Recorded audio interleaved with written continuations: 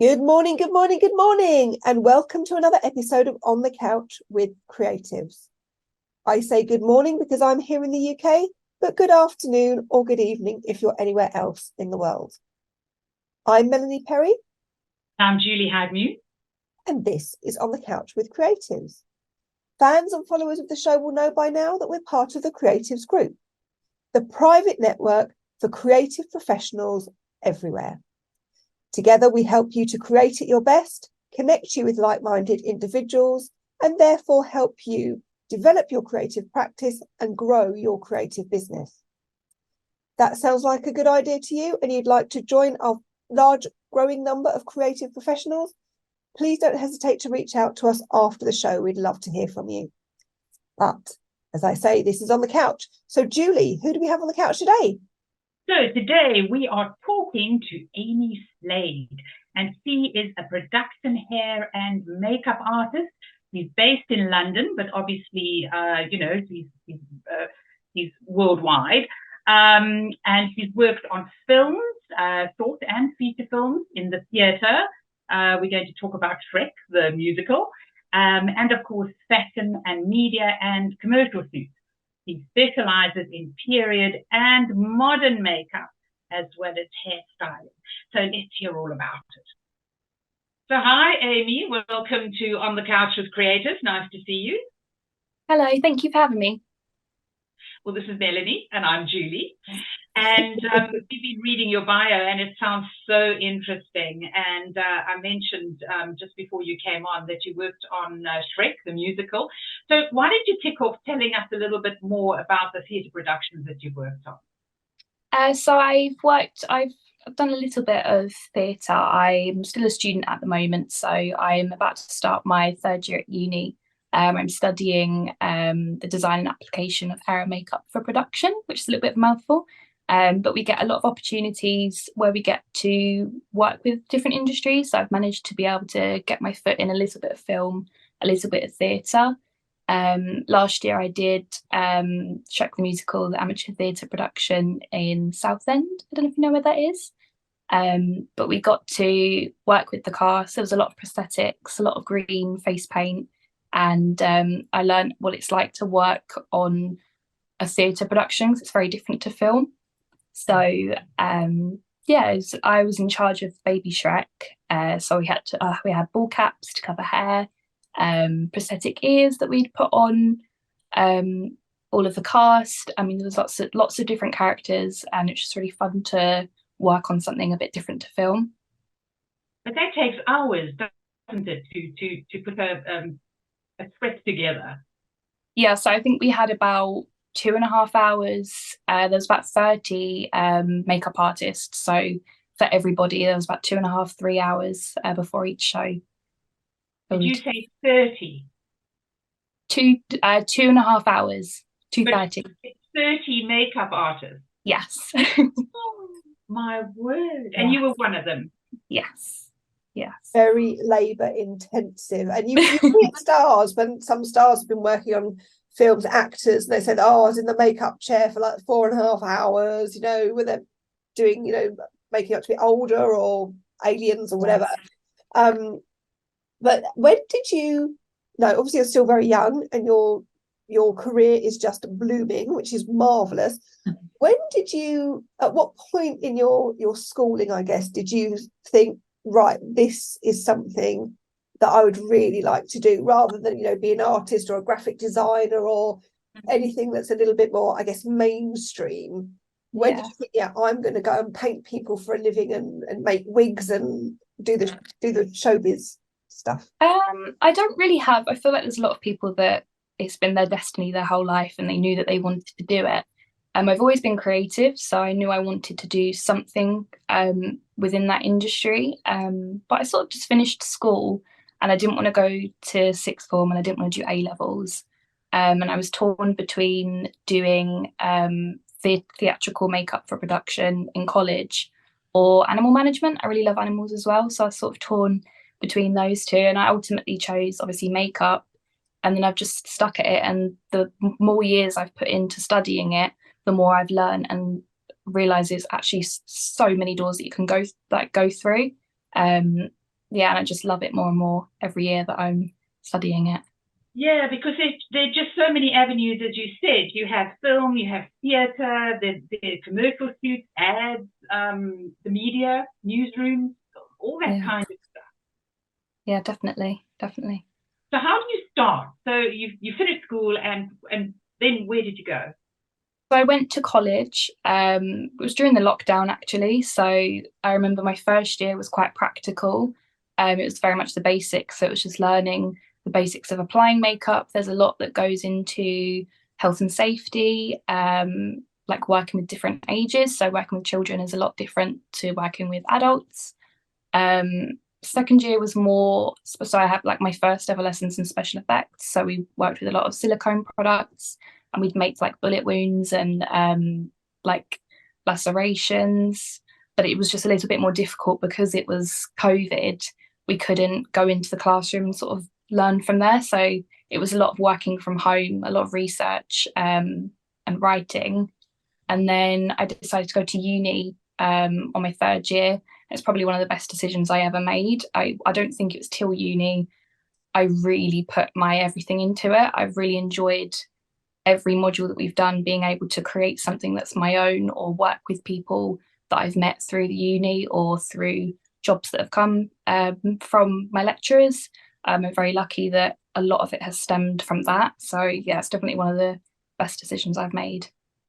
Well, that's the thing when you work on film or theatre productions, you meet people, you network, you get to know them, they become friends, you work well together, and then the next production, that one's on or that one's on, they will say, oh, I know, get Amy in. And that's how it goes. It just grows organically, doesn't it? Such a career.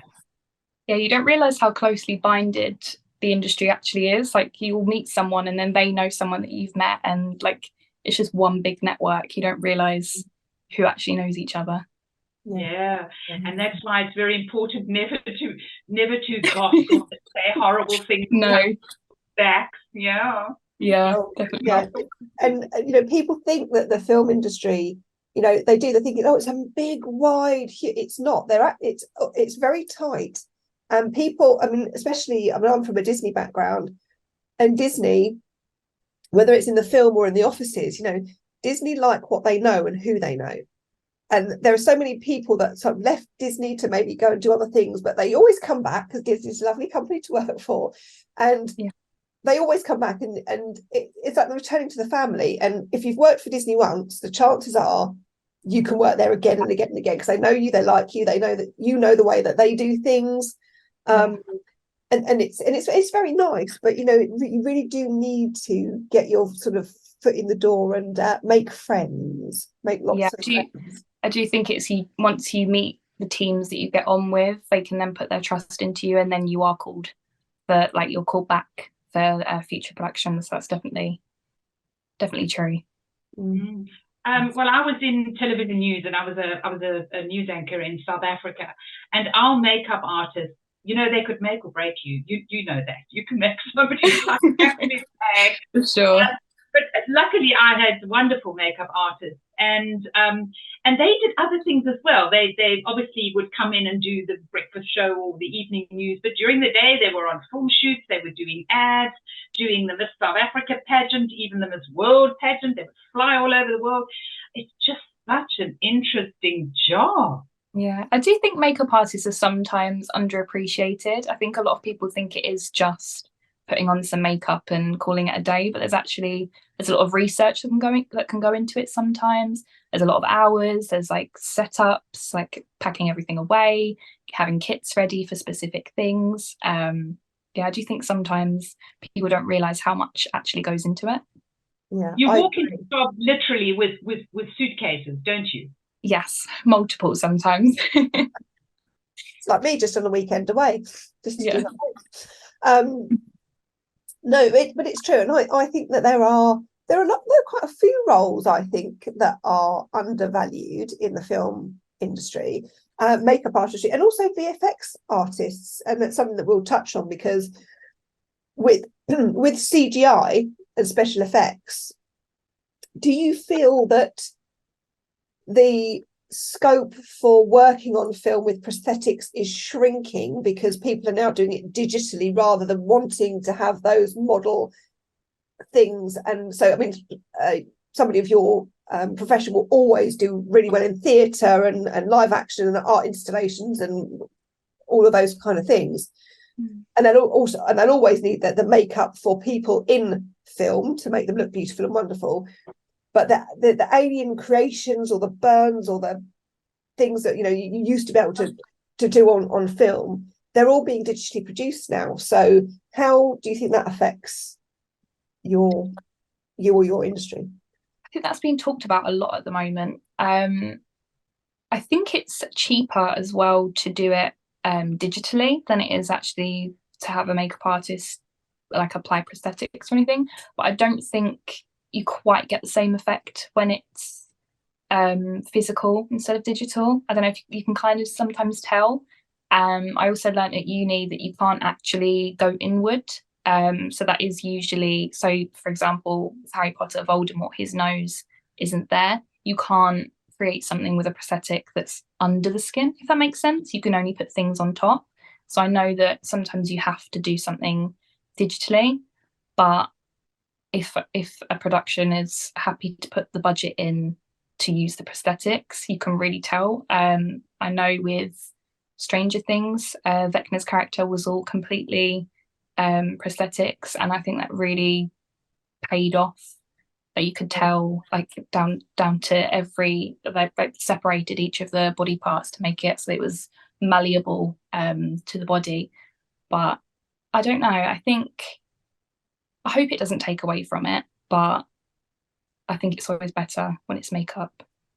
Yeah, I remember reading a story, this was years ago, because I've always been fascinated by your industry, and if things had gone differently, maybe I'd have got into it. I remember being at college and I missed a trip because I was ill and I was so gutted. And they went around grease paint, the college that is for wig making and everything that they usually go on to BBC and whatever have you. And I was desperate. I was still desperate to go around and see it, and I'd have loved to do that because I would have loved to have made like gory stuff and things. And I read an article in the Daily Mail like years ago of a lady who worked on Casualty, and she was a like makeup effects artist. And I remember her saying, the article was like, yeah, and I was sitting at the Sunday lunch and the chicken was on the table, and you know the family were devouring, and after the chicken had been carved, it was just the carcass kind of left, and she was looking at it thinking, yeah, I'm going to use that. I can use that to make a really good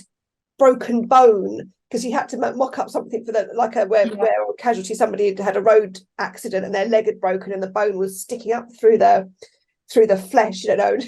She grabbed her chicken dinner off the Sunday table and did it all with, you know, and I thought, God, that's really cool.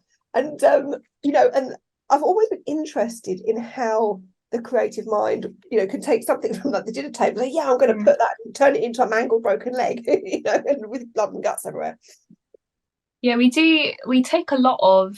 I did a unit where we made flat molds. It's like a smaller prosthetic, and I did an open abscess, and you'd had to look at a lot of forensics images, which isn't for the faint-hearted. Some of them are brutal, but you're able to learn about how the body works, and if you want something that's realistic, you do have to look at those images and study like what has actually happened. If you're reading a script and it's happened a certain way, you can then sort of work out how that would realistically look if it was to happen in real life. I think it's just a lot of research a lot of the time, a lot of images to reference by. Right, yeah. So what do you prefer though? Do you prefer making people look grotesque and putting on prosthetics and making these monsters, or do you just like to do the makeup and the hair and make people look absolutely beautiful? I think I was sold, like in the beginning, I really liked special effects. I recently, I've been working with NARS, which is a makeup brand, for nearly a year now. And I think working there has made me grow a bit more of a love for fashion and editorial. I wasn't anti fashion before, but I didn't really like go into it, like look into it enough or do it enough. And I think that's quite like both. It kind of depends on how I'm feeling, but I've definitely grown to love the prettier side of it more recently, whereas in the beginning I was more into like monsters and special effects. Nice that two bows to your arrow, that you can do either, really. Yeah, for sure.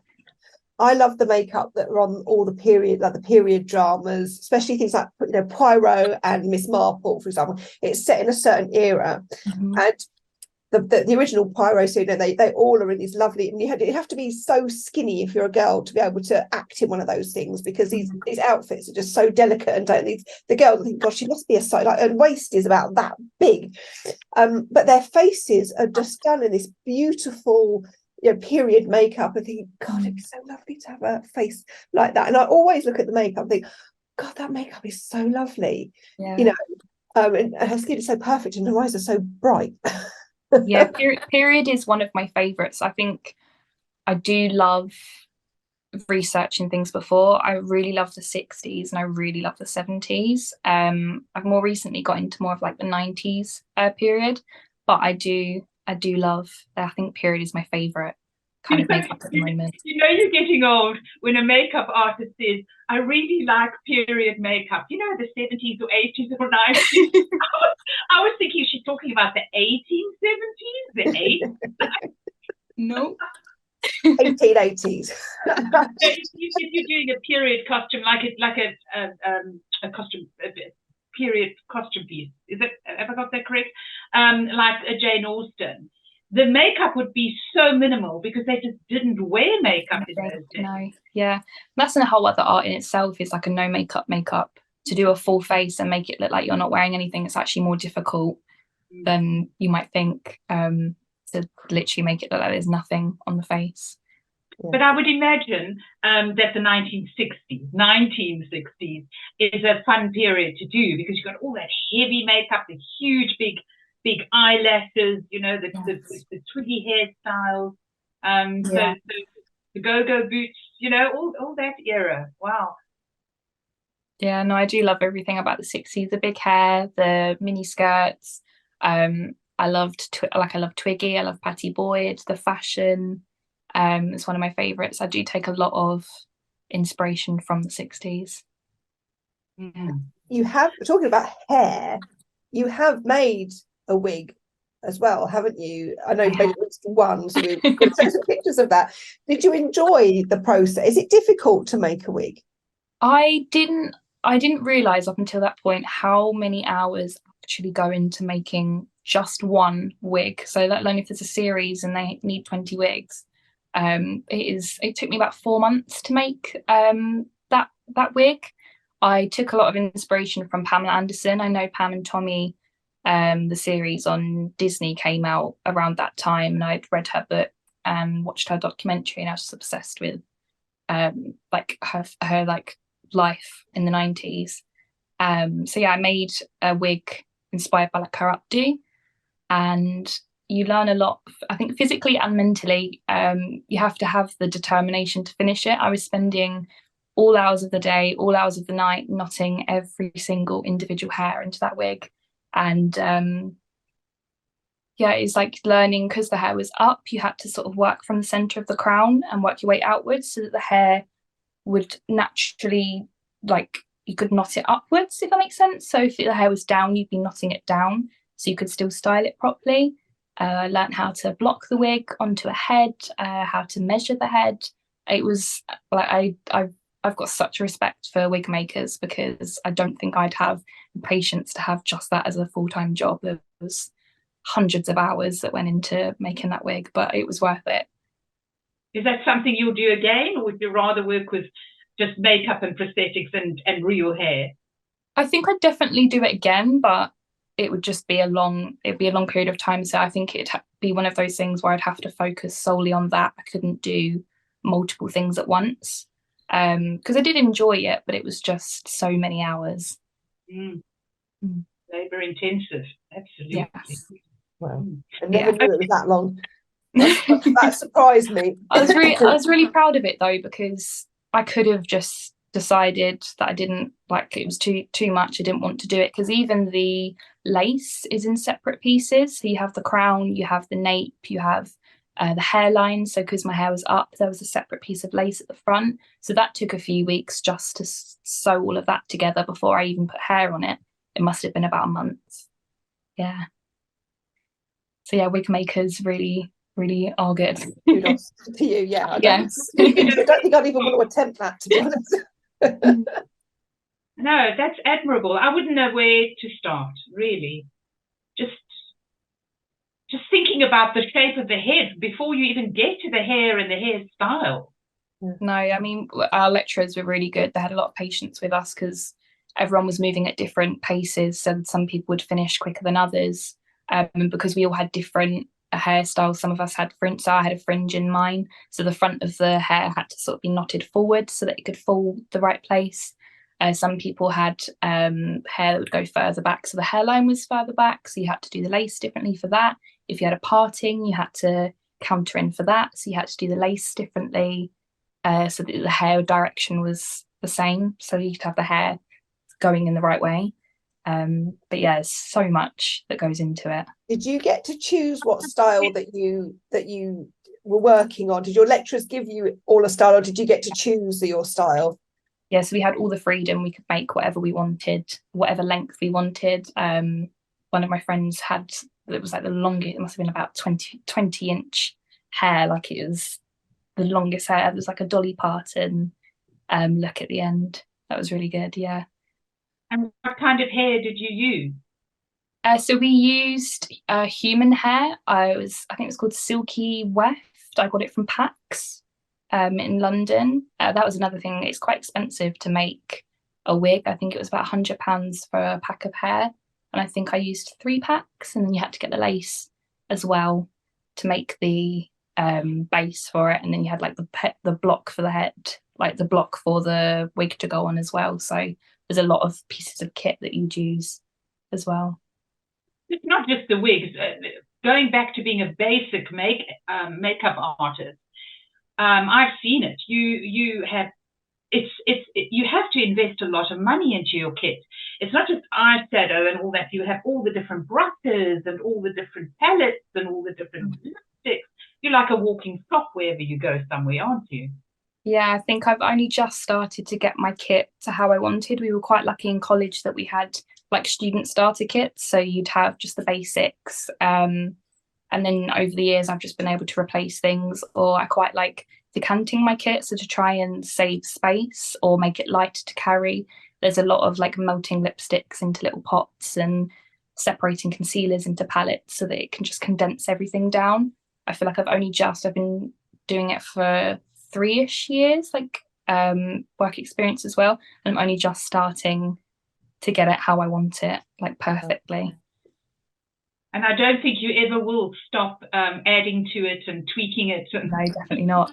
Well, you always do something. Like I had, I worked on a short not that long ago, and I didn't have blotting papers in my kit, and I've never had blotting papers in my kit. And after that, we worked in a hotel room. I've never been in a room that was that hot and sweaty in my life. I was sweating in places I didn't know I could. And where the sun was beaming on the glass wall, everything was just heating up. So everyone was just sweating. And it was one of those where I was like, I need blotting papers in my kit. So now I've got blotting papers in my kit. So you're always learning what you could add or what you might need in the future. You do airbrushing? I can't say I do it. I've done it a couple of times, but it's quite tricky. I think it's quite difficult. But I know they use it a lot for TV. A lot of airbrushing, yes. Makes you look beautiful. Yeah, flawless. But it's just sometimes, I mean, I haven't done it since college, so I should really go back and try it. But I've got my machine and I haven't used it for a couple of years. But it's trying to get that flawless, smooth, like not going back over it and having like little splodges. But yeah, it does. It is difficult. It's difficult yes. to get that perfect. Even like with spray tan, you know, you've got, there is a skill. It's like everything else. It is a skill. You know, so, and they had to bring it in because as soon as television went to HD, it was such a shock because suddenly all the TV presenters could see their wrinkles, their freckles, and they were, oh my God, I really. There was no hiding anything. Yeah, and that's when they brought in the airbrushing makeup to cover all that stuff that HD television just like showed. Yeah. No, I know there's a lot of mixing as well. You have to mix a lot of different tones. If you're doing like somebody's skin tone, there's a lot of like trial and error with getting the right colour. I've done it more for turning into characters. I think I did the Grinch in my second year at college, so it was a lot of green. I remember doing that with my airbrush, but it was just, I remember it being quite difficult getting like an even wash without it being like patchy in areas. Yeah, but the Grinch is all one colour. When you're doing airbrushing for, say, a TV presenter's face, you need to just go for the blush and for the lips. Yeah. Not a solid block of colour. No. Wow. Yeah. There's so much to think about. So much to think about. Makes your head explode. Wonderful. I've always, being in television myself, I always had so much respect for the makeup and hairstylists. I really did. So it's been so nice chatting to you. Do you have any tips for people who want to go into the same industry that you're going in? I think first thing I would say is just say yes to everything if you're able to. You never know who you're going to meet, who you're going to work with again. I'd rather say yes to a job, and maybe if it doesn't go as well as I'd thought, at least I've learned from it and I can take that on board in the future, instead of saying no to it and then always wondering where that could have led me. So I think always saying yes, networking for sure. Helping each other out, I'd say as well. So I've been able to make a lot of friends in the industry, so that in the future, if they need a makeup artist, they've been able to put me in to their group. And then, say for example, I've worked on something and we need someone for sound, I've been able to help them as well by putting their name forward. So it's always helping each other out, building more experience, meeting more people, and I think just keep making things, just keep doing what you need to do, be patient, even if you don't think, like there's been things before where I've been like, oh, I've never done that before, and you walk into set and it's the first time you're ever doing it. Just keep doing it. Don't put something down or turn something down because you're worried about what might happen. I think just keep doing it and say yes and just keep trying. Very, very good advice. I remember when I did my first live radio show, and again, live is like, I was terrified. It's a sport. I had my own sports show for a couple of years, and I ended up becoming an award-winning presenter for the said sports show, which was fantastic. But the first one, my God, I was ill for about a week afterwards. I went into a flu-like state because my adrenaline was so high doing that first broadcast, and that first broadcast was the worst, most rubbish, awful show that anybody in the history of the world could have listened to. And I very nearly didn't go back the next week. I very nearly just thought, I can't do this. What was I thinking? It was horrendous. Oh my God. But I thought, no, if I don't, I'm never going to. And so I did. I went back, and the second show was it wasn't far from perfect, but it was a lot better. And then week on week, it got better and better and better and better. But if I hadn't have gone back, it's like getting straight back on the horse, isn't it, when you fall off? Yeah. Well, they always just practice and rehearsal. It's practice to the point where it just comes naturally. Yeah, they always say the first time you do something is never going to be your best. The more you do it, the better you're going to get. So you've always got to start somewhere for sure. It was horrendous. I had to try and drive the desk. It's like, oh God, I didn't know what I was doing. It was still a blank airspace, which is like a big no-no in radio. I mean, there were pockets of it, and I was just like, that's behind me now. You got there. Sounds like a nightmare. Oh, it was awful, Julie. Well, okay. So now we want to dig a little bit deeper into your creative psyche. So you're going to play the Values Jam with Melanie, and just bear in mind that whatever you say is not wrong or right. Okay? Okay. I'm going to run my finger, along my cards, and you just shout stop when you want me to pick a card. And stop. Stop. Right, what have we got?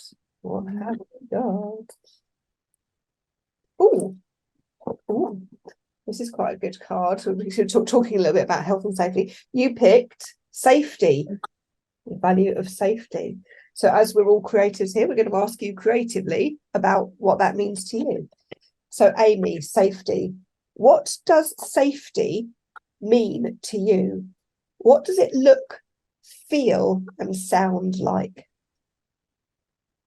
Ooh. I think always just making sure who you're working with is comfortable. I mean, if you think about it quite literally, it's always making sure if they've got no allergies, you're always using the right products, you take in consideration if they're like, for example, vegan, or they have a certain religion and they can't use certain products, or they don't want to, you'll always have to respect that. So I think that's always like solely the first thing you want to ensure. And I don't know, I feel like a lot of the time actors or cast that you work with, they find a bit of a safe space with makeup. It's like they're there at the start of the day. They can, like, you almost become like their friend. They'll tell you about how their day's going, or at the end of the day they can just talk about everything that's happened, and it's just providing that safe space for everybody. I think makeup's just that nice little sweet spot. It is. It's a safe little bubble, and the trust builds up between you. And you have to actually be quite careful, because you don't know if you are a makeup artist that the presenter's a gossip, or the presenter that the makeup person is a gossip, and you don't know that what you say in your safe little bubble in the makeup room will go out to the wider world. So you still have to be quite careful about that. Oh yeah, for sure. Yeah. And I'm sure you probably are a bit like hairdressers, really. You probably, it's not just the safe space. You end up being a bit of a therapist as well, I would imagine. Because you know, that's where they let it all out, you know, the grief and the strain and the, oh God, I'm sorry I'm late, but I'm really pissed off at home because of, you know, the dog was sick and gone, you know, and you have to kind of sort of almost help them calm down and get into the state. And plus as well, they have to put their trust into you, because at the end of the day, you're using their face as your canvas for the production or the shoot. So they have to put the trust in that they are going to be happy with what they have at the end. So yeah, it's quite a nice relationship to have. Yeah. And what does safety, not professionally, but what does it personally? What does it smell like? Smell. Yeah, it had a smell. When you feel all safe and cozy in your safe spot, what conjures up in your mind? What does it smell like? What does it look like? I think maybe quite clean. I live near the sea, so I quite like, that's like my safe spot when I need to just like clear my head. I quite like the smell of the sea. Maybe just like if I was to have a candle, like just a clean cotton, sea salt, something like that. I think safety, quite serene, I think. Yeah, safety is serenity, isn't it, really, when you're not stressed and you're in that zone and you feel completely calm and comfortable. Absolutely. I love that. I love being by the sea as well. I do. I know Julie's much nearer the sea than I am. I'm in Bath, so I'm not near sea. But I love being by the sea, and they say that smell and the invigorating breeze. It's, yes, you can't be stressed by the sea. I think that you just can't. No. Even when it's stormy, it can be invigorating. Yeah. Amy, it's been wonderful to talk to you, and thank you for coming on the couch with us. And we wish you all the best in your future career. And please stay in touch. And onwards and upwards. And to you too. Thank you so much for having me. Oh, it's been a delight, Amy, and thank you to Julie for being my co-host. And we will follow your career with interest. So when you're rich and famous and worked on all the big shows, we'll have you back, and you can talk to us about what it's like to work on those kind of productions, because I'm sure that's you can tell us all the gossip. Nice gossip, not nasty. We're not nasty, no. Nice gossip. Yeah. Fantastic, Amy. Thank you so much, and thank you to all for joining us too. But until next time, we'll see you.